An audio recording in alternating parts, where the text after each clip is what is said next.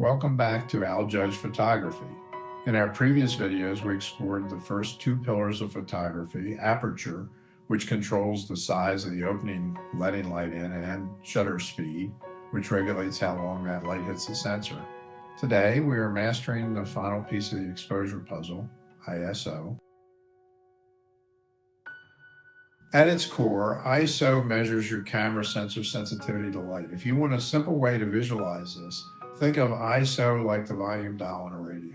The actual radio signal is the light coming through your lens. If that signal is weak because you're shooting in a dark environment, you have to turn up the volume. Your ISO, to hear the image clearly.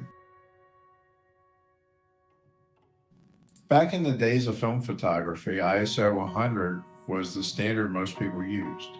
Each step up doubled the sensitivity. One stop up was ISO 200, the second stop was ISO 400, and you could typically buy film in stops up to about ISO 1600. After a few years of shooting, I actually switched to using ISO 400 all the time. Contrary to what I had been told about high ISO ruining images, I could have my prints blown up to 2 by 3 feet without noticeable grain. That wasn't just my opinion either. It was confirmed by a framing shop that wanted to sell numbered prints of my photos at that exact size. But film had severe limitations.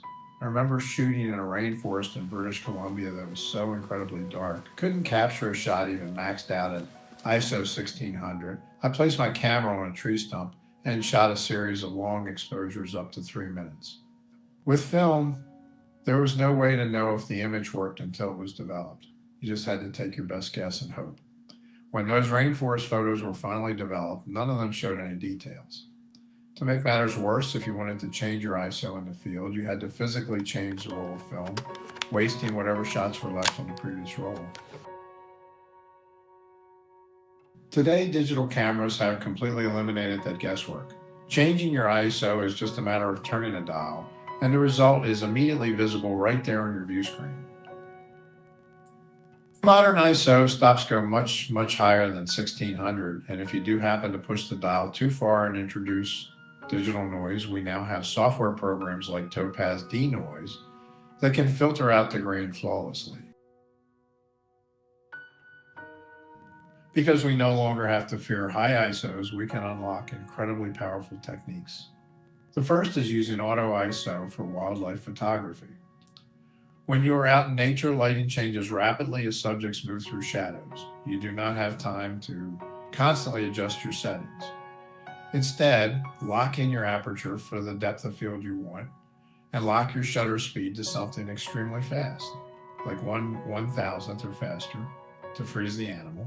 Then turn on auto ISO. Your camera will automatically ride that volume dial up and down to guarantee a perfect exposure, letting you focus entirely on the shot.